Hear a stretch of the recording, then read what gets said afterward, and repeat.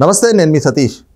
నిజం గెలవాలి అంటూ తెలుగుదేశం పార్టీ జాతీయ అధ్యక్షులు చంద్రబాబు గారి సతీమణి నారా భువనేశ్వరి గారు అనేక జిల్లాల్లో పర్యటనలు చేస్తూ ఉన్నారు. నిన్న అనంతపురం జిల్లాలో ఏదైతే కియా పరిశ్రమ దగ్గర ఆవిడ దిగినటువంటి ఒక సెల్ఫీ అనేటువంటిది మాత్రం ఈ రోజున సోషల్ మీడియాలో వైరల్గా మారుతూ ఉంది. అభివృద్ధికి నమూనా ఇది అంటూ ఆవిడ పోజిస్తూ ఒక ఫోటోని సోషల్ మీడియాలో పోస్ట్ చేయడం, దానిపైన నెటిజన్లు కూడా తీవ్రంగా స్పందిస్తున్నటువంటి పరిస్థితి. ముఖ్యంగా వైఎస్ జగన్మోహన్ రెడ్డి గారికి, అలాగే ఆయన సతీమణి వైఎస్ భారతిరెడ్డి గారికి, ఎందుకంటే గత ఎన్నికల్లో జగన్మోహన్ రెడ్డి తరఫున ఆవిడ కూడా ప్రచారం చేస్తున్నారు కాబట్టి ఈ 5 ఏళ్ల పరిపాలనలో జగన్మోహన్ రెడ్డి చేసిన అభివృద్ధి ఇది అని ఒక్క అంశమైనా చూపించగలరా అంటూ నెట్టింట అనేక ప్రశ్నలు కూడా వెలువెత్తున్నటువంటి పరిస్థితి. మరి నిజంగా నారా భువనేశ్వరి గారి నిజం గెలవాలి కార్యక్రమం కావచ్చు, రాష్ట్రంలో నెలకొన్నటువంటి అభివృద్ధి ఏ విధంగా ఉంది అనేటువంటి అంశాలు మనతో చర్చించేందుకు సీనియర్ జర్నలిస్ట్ సత్యమూర్తి గారు ఉన్నారు.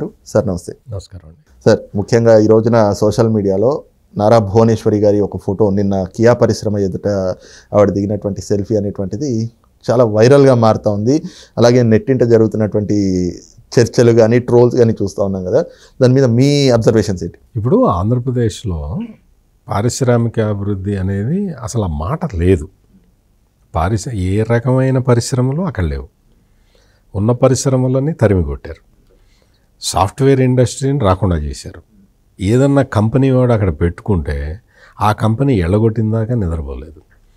ఏదైనా పరిశ్రమ వాడు నేను వచ్చి పెడతాను అంటే మరి మాకేంటి అని అడిగే పరిస్థితుల్లో వైసీపీ లీడర్లు అందరూ ఉన్నారు.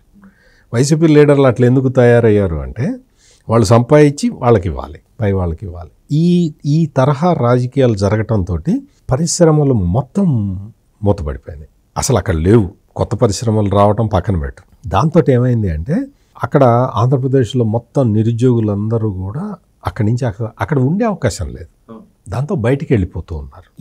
ఈ దశలో, అంటే ఇది జరుగుతున్న దశలో నష్ట నివారణ చర్యలు చేసుకోవాలి అన్న ఉద్దేశంలోకి వైసీపీ వచ్చి 1,00,000 కోట్ల పెట్టుబడి వచ్చింది, 5 లక్షల కోట్ల పెట్టుబడి వచ్చింది అని చెప్పి ఏవో ఒక రకమైన ప్రచారం మొదలుపెట్టారు. ఆ ప్రచారాన్ని ఎవడూ నమ్మట్లేదు.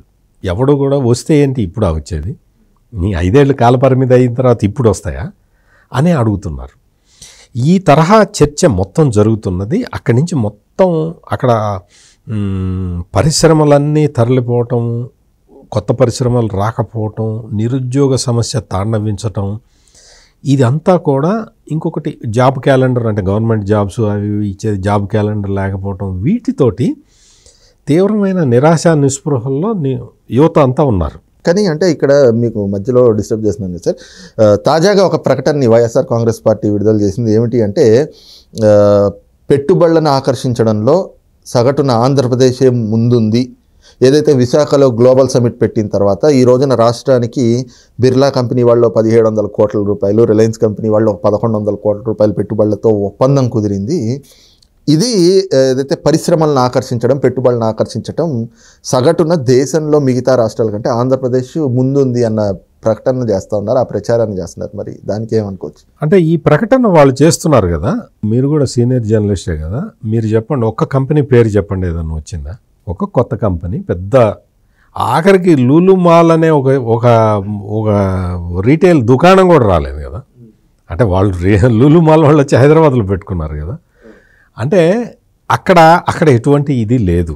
మొత్తం దాన్ని కవరప్ చేసుకోవటానికి వాళ్ళు చేస్తున్న ప్రచారం ఎవరు నమ్మట్లేదు. ఎవరు నమ్మటం అంటే నమ్మకపోవటం కాదు, వాస్తవంగా కూడా ఉండాలి కదా, కనిపించాలి కదా. అసలు అటువంటి వ్యవస్థే లేదు అక్కడ. అందుకని వాళ్ళు గ్రోత్ రేట్ పెరిగింది అంటారు, అసలు అప్పు లేవు అంటారు. 12 లక్షల కోట్లకి చేరింది అప్పు. ఆంధ్రప్రదేశ్ అప్పు 12 లక్షల కోట్లకి. బడ్జెట్లో చూస్తే అసలు అంత సుభిక్షంగా ఉన్నట్టు చెప్తారు. మొత్తం అసలు బడ్జెట్లో మొత్తం 100 రూపాయల్లో 76 రూపాయలే ఖర్చు చేస్తున్నారు. అంటే బడ్జెట్ కేటాయిస్తే 100 రూపాయలు కేటాయిస్తే ఎక్కువ ఖర్చు పెడతారు. 110 రూపాయలు వేసి తర్వాత దాన్ని అప్రోప్రియేషన్ చేసుకుంటారు. అటువంటి స్థితి నుంచి 100 రూపాయలు కేటాయిస్తే 76 రూపాయలు ఖర్చు పెట్టే స్థితిలో జగన్మోహన్ రెడ్డి ప్రభుత్వం ఉంది. అంటే డబ్బులు లేవు, ఇన్కమ్ లేదు, రావట్లేదు. ఇటువంటి పరిస్థితుల్లో మొత్తం రాష్ట్రం మొత్తం తిరోగమన స్థితిలో ఉన్న దశలో మొత్తం ఈ ఈ వ్యవస్థలన్నీ కూడా కుప్పకూలిపోయి ఉన్న దశలో యువత అంతా తిరుగుబాటు చేస్తున్న ఈ సమయంలో నారా భువనేశ్వరి ఆమె వచ్చేసి ఆ కియా పరిశ్రమ దగ్గర ఆగి ఇదిగో తెలుగుదేశం పార్టీ చేసిన అభివృద్ధి ఇది అని ఒక ఫోటో తీసి రిలీజ్ చేయటం అనేది వైసీపీకి మామూలుగా ఒంటి మీద తేళ్లు జెర్రులు పాకినట్టుగా అయిపోయింది. అంతకు ముందర మనం చూసాం యోగాళం పాదయాత్రలో నారా లోకేష్ కియా పరిశ్రమ దగ్గర ఉండి ఫోటో తీసుకొని పెట్టింది. తర్వాత చంద్రబాబు నాయుడు టూర్కి వెళ్ళినప్పుడు అక్కడ సెల్ఫీ ఛాలెంజ్ అని ఒకటి పెట్టింది. ఇప్పుడు నారా భువనేశ్వరి పెట్టింది. ఈ మొత్తం ఇవన్నీ చూస్తే ఏమవుతుంది అంటే యూత్కి ఒక రకమైన ఆశ కలుగుతున్నది. ఏంటి, తెలుగుదేశం వస్తే ఇటువంటి పరిశ్రమలు రావటానికి అవకాశం ఉంది అని యూత్ మొత్తం ఇటువైపు మొగ్గుతున్నది కదా. అందుకని ఆ నష్ట నివారణ చర్యల్లో భాగంగా వైసీపీ ఇటువంటి విషయాలు చెప్తున్నది. ఇవి ఎవడు నమ్మే పరిస్థితి లేదు. ఇంకొకటి ఏంటి అంటే మొత్తం ఒకవైపు చంద్రబాబు నాయుడు, ఇంకోవైపు నారా లోకేష్, వీళ్ళే కాకుండా చంద్రబాబు నాయుడు సతీమణి భువనేశ్వరి కూడా ఈ నిజం గెలవాలి కార్యక్రమంతో ఆమె ఎప్పుడు బయటికి రాలేదు. అంటే రాజకీయ ప్రసంగాలు అవి ఆమె చేయలేదు. కానీ ఇప్పుడు మొత్తం ప్రజలు కోరుతున్నారు మీరు రావాలి. మనం చూసాం అనంతపూర్లో ఒక స్కూలు పిల్లలు వాళ్ళందరూ కలిసి వాళ్ళు మీరు రావాలి, మీరు వచ్చి మమ్మల్ని అడ్రస్ చేయాలి అని చెప్పి అడిగితే ఇవన్నీ స్కూల్ పిల్లలు వాళ్ళు అక్కడెక్కడ రాజకీయాలు మాట్లాడాల. వాళ్ళు ఏదో వాళ్ళకి చెప్పేసి మీరు ఎట్లా జీవితంలో ఎట్లా అభివృద్ధి సాధించాలి, ఎట్లా వృద్ధిలోకి రావాలి, మీరు ఏ విధమైన మీ తల్లిదండ్రుల ఆశల్ని ఎట్లా తీర్చాలి అని ఇటువంటి విషయాలు చెప్పారు తప్ప. మనం అదే జగన్మోహన్ రెడ్డిని చూస్తే అమ్మఒడి కార్యక్రమంలో బటన్ నొక్కటానికి వెళ్ళి పిల్లల్ని ముందర కూర్చోబెట్టుకొని నా వెంట్రుకు కూడా పీకలేరు అని చెప్పి పిల్లల ముందర చెప్పాడు. అంటే ఈ తేడాలన్నీ కూడా మొత్తం ప్రజలందరూ గమనిస్తూ ఉన్నారు. ఈ తేడాన్ని గమనించి ప్రజలకి అర్థమవుతున్నది. అంటే తెలుగుదేశం ఏజెండా ఏంటి, వైసీపీ ఏజెండా ఏంటి అనేది క్లియర్ కట్గా అర్థమవుతున్నది. ఎప్పుడైతే అంటే ఈ భువనేశ్వరి ఈ యాత్ర మొదలుపెట్టారో, ఈ యాత్ర మొదలుపెట్టిన తర్వాత ఉమెన్ వాళ్ళు ఆలోచనలోకి వచ్చారు. ఈ రాష్ట్రాన్ని మనం ఎట్లా బాగు చేసుకోవాలి, మనంతట మనం ఎట్లా బాగు చేసుకోవాలి అనే ఆలోచనలోకి వచ్చారు. అంటే ఆమె చెప్తున్న ప్రసంగాలు, ఆమె చేస్తున్న పనులు. ఇప్పుడు కొంతమంది తెలుగుదేశం కార్యకర్తల్ని ఆదుకోవటంలో పార్టీ ఎప్పుడూ ముందు ఉంటుంది. దాని మొత్తం కార్యకర్తల సంక్షేమానికి సంబంధించి లోకేష్ చాలా ప్లాన్లు వేశాడు. ఇన్సూరెన్స్లు అవన్నీ కూడా చాలా రకరకాల ప్రయోజనాలు, నిధి అని పెట్టారు. కార్యకర్తల నిధి, చాలా ప్రయోజనాలు ఉంటాయి.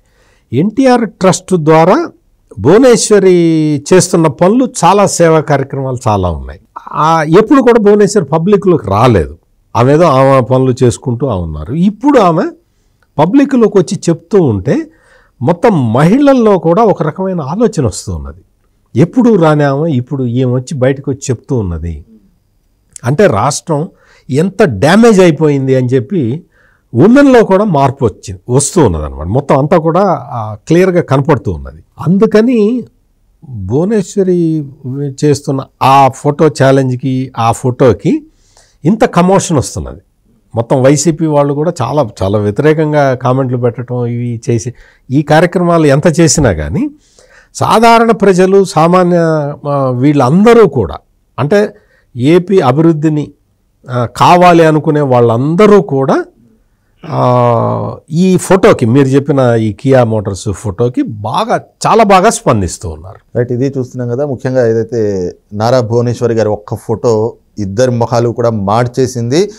వాస్తవాలు ఏమిటి అన్నటువంటిది వైసీపీ నాయకులు చేసే తప్పుడు ప్రచారం కాదు, ప్రజలకు తెలుసు. కాబట్టి ఈ రోజున ఆ ఫోటో పైన సోషల్ మీడియాలో ఆ స్థాయి స్పందన వస్తూ ఉంది. ఈ క్రమంలోనే సామాన్య ప్రజలు కూడా నిజంగా అంటే గత తెలుగుదేశం ప్రభుత్వంలో ఎలాంటి అభివృద్ధి జరిగింది, వైసీపీ వచ్చిన తర్వాత ఆ అభివృద్ధి అనేటువంటిది ఏ విధంగా తిరోగమనం పట్టింది అనేటువంటి ఆలోచనలు కూడా చేస్తున్న పరిస్థితులు అయితే ఒక్క ఫోటో ద్వారా ఈ రోజున రాష్ట్ర ప్రజల్లో ఒక ఆలోచనకు దారితీసినటువంటి పరిణామాలుగా పరిణమిస్తున్నటువంటి పరిస్థితిగా మారింది అన్నటువంటి భావన కూడా సీనియర్ జర్నలిస్ట్ సత్యమూర్తి గారు వ్యక్తం చేస్తూ ఉన్నారు.